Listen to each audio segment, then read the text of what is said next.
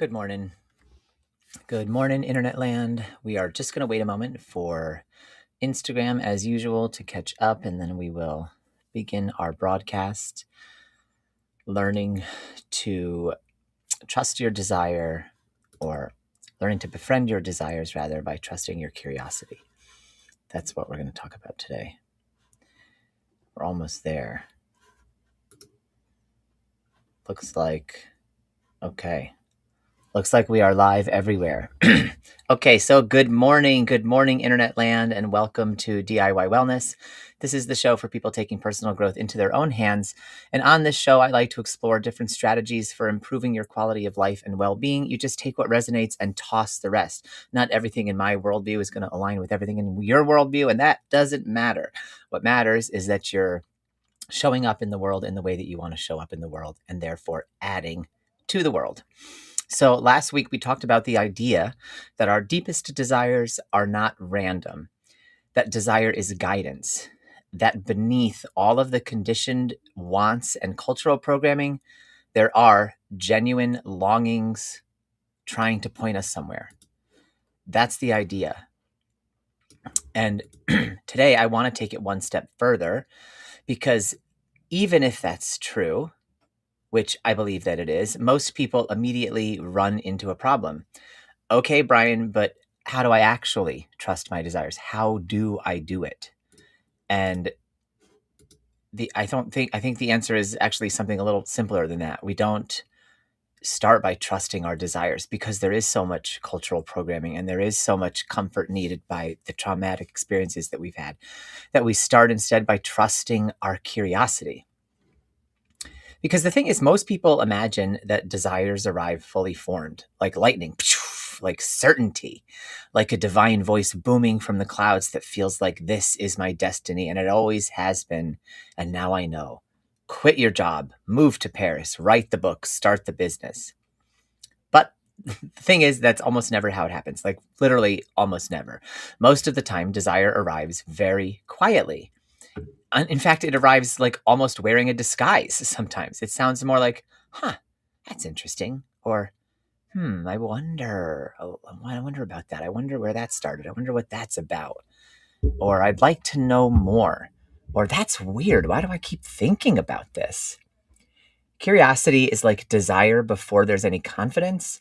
It's desire before there's any certainty. And it's desire before there's any commitment. And this is incredibly important, because most of us have been trained to trust certainty and to distrust curiosity.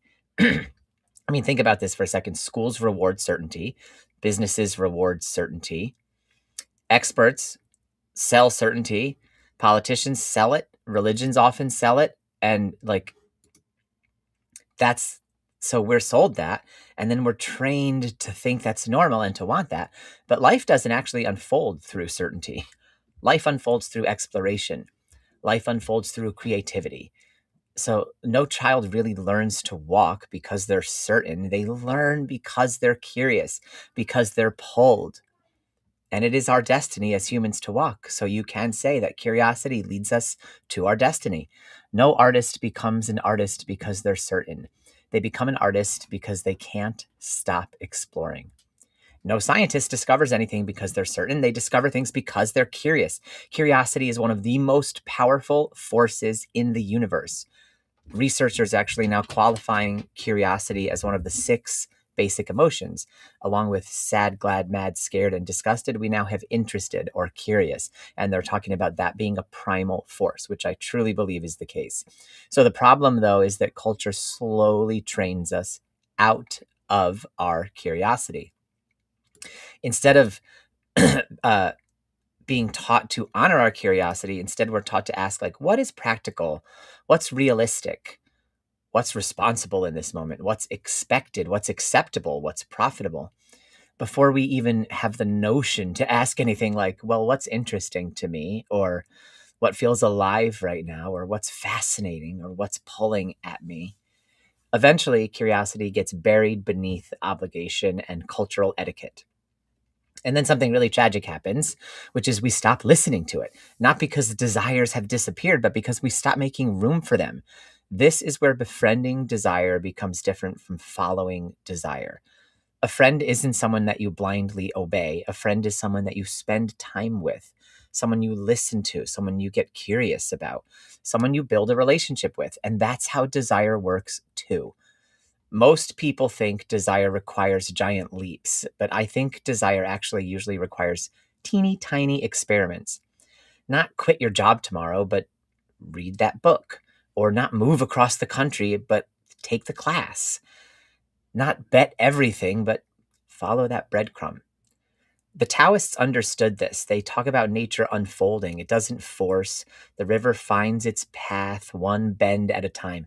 Excuse me. And the Stoics taught us to focus on the next right action, not the entire journey, just what is right to do next. Buddhists think the same way. And Jesus talked constantly about becoming childlike. And what's more childlike than curiosity? Children don't need certainty to explore. Wonder is enough. It's more than enough. And I think that's the invitation here, really. Your deepest desires may not be asking for a life overhaul. They might just simply be asking for your attention for 5 minutes, for one conversation, for one experiment, for one teeny tiny action or exploration. And so what happens is when we repeatedly honor our curiosity, it becomes amazing because trust begins to form between us and our curiosity and then us and our desire. Not because we now become certain of anything, but because we begin collecting evidence.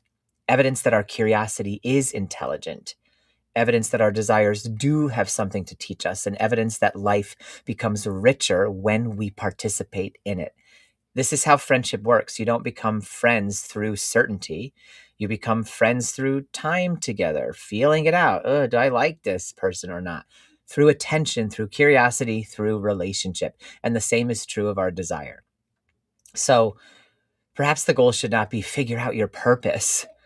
Perhaps the goal is become curious enough about what's happening in there to follow the next breadcrumb, because desire does not usually reveal the whole path.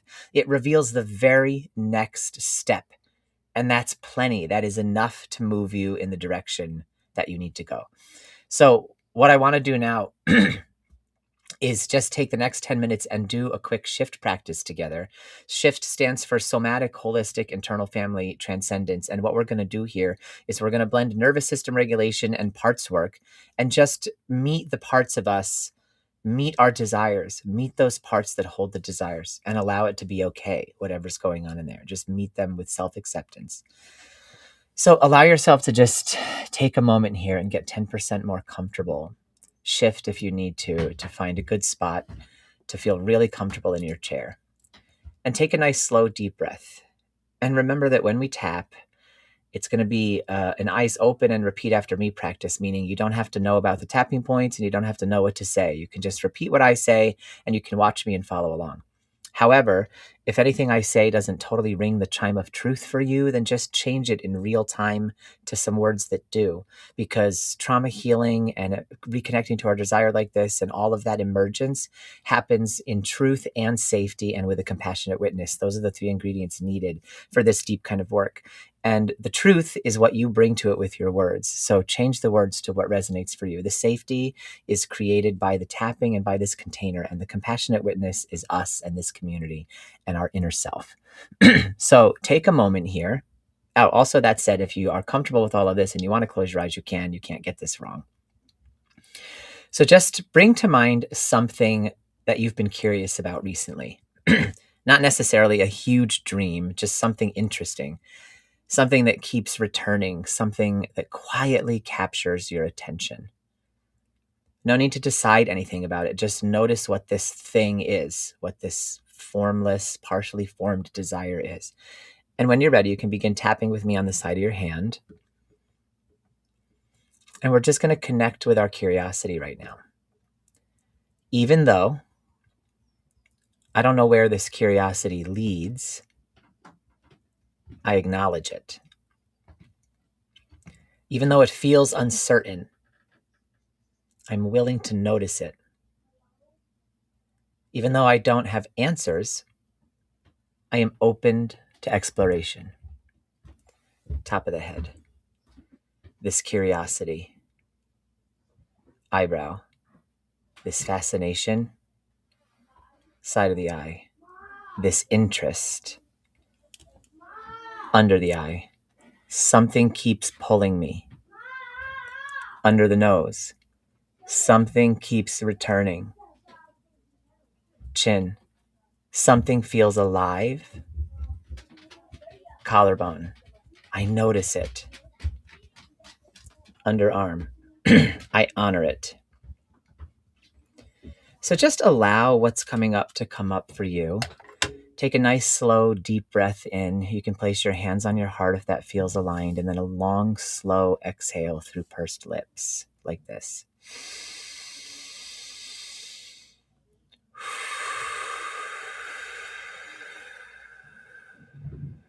And just notice what's capturing your attention lately. Just notice. No need to judge it, analyze it, name it. There is nothing to figure out right now. When you're ready, you can continue with me on the side of your hand, and we're just going to connect with the parts that dismiss curiosity. Even though part of me thinks curiosity is impractical, I acknowledge that part. Even though part of me wants certainty first, I honor that. Even though part of me dismisses exploration, I am willing to listen. Top of the head, this practical part. Eyebrow, this skeptical part. Side of the eye, this dismissive part. Under the eye. What if it's a waste of time? What if it goes nowhere? Under the nose. Chin. What if it isn't useful? Collarbone. This part wants certainty. Under the arm. And this part is trying to help.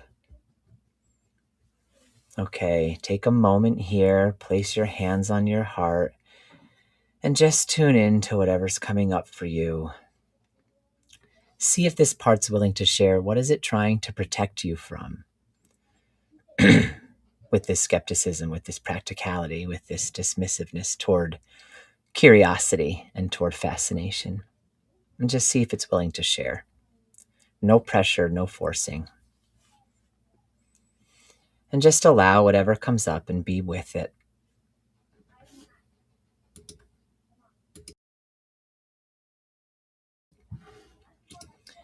And then take a moment here, begin tapping on the side of your hand.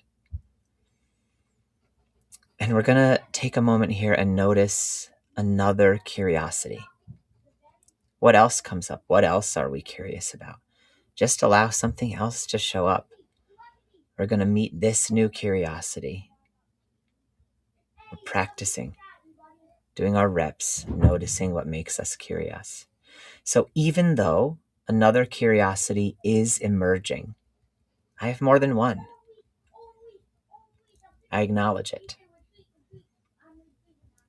Even though I don't fully understand it, I honor it.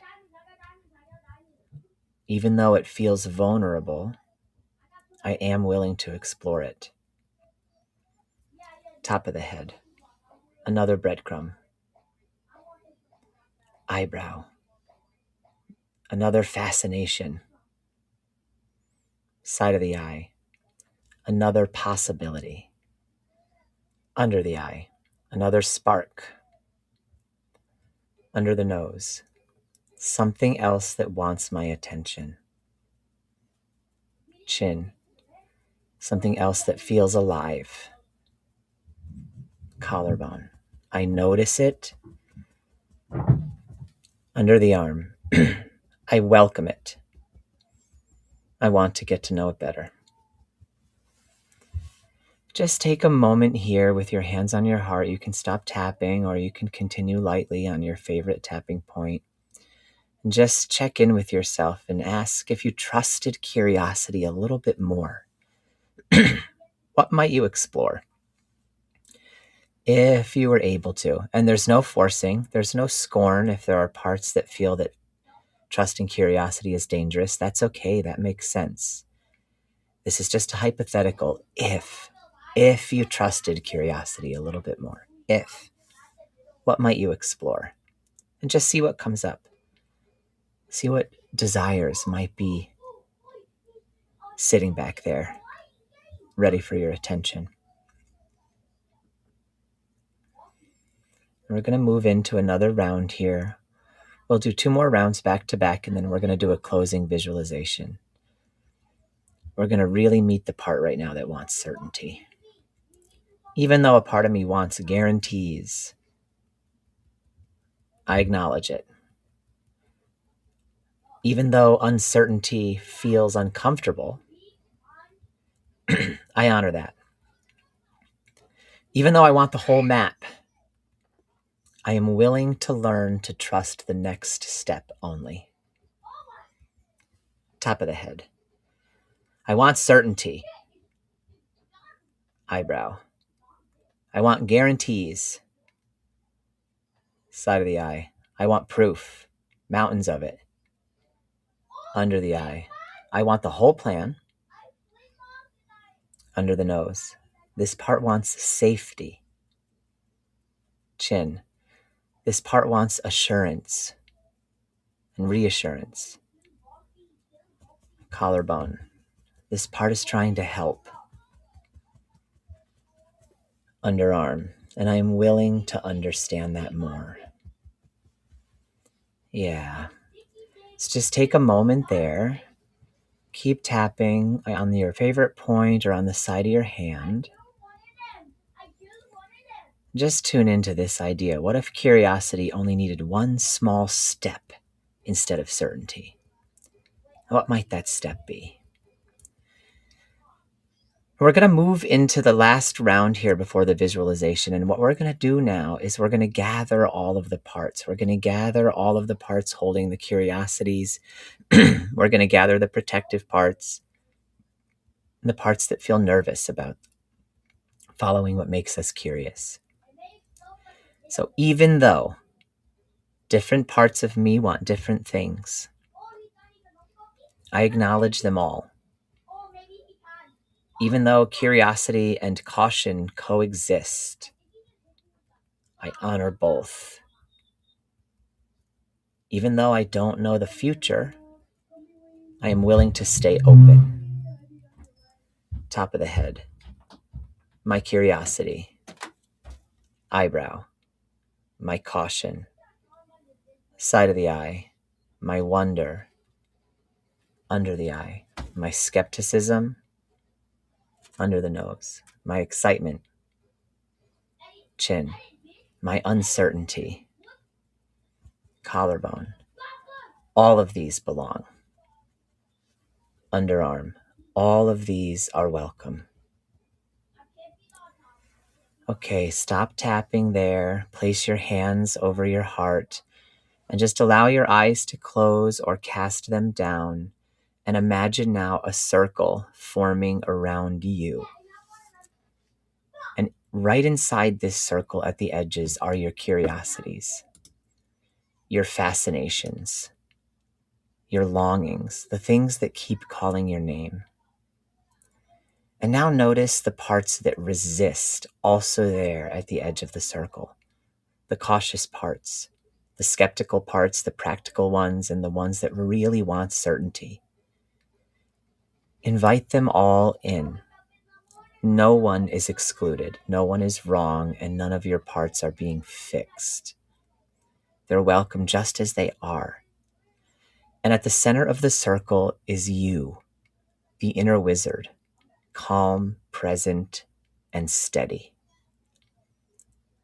The parts holding curiosity look toward the wizard. The protectors look toward the wizard. And slowly, everyone relaxes. The wizard can be trusted. You can be trusted. The curiosities don't need to prove themselves. The protectors don't need to control everything. Both are trying to help and both belong. And the wizard reminds them, you do not need certainty. You only need curiosity. one breadcrumb, one conversation, one experiment, one step. So take a breath, feel the openness, feel the possibility, feel the trust beginning to grow. And remember that the way we befriend desire is not through certainty, it's through trusting our curiosity. Curiosity is desire's love language. You can follow it.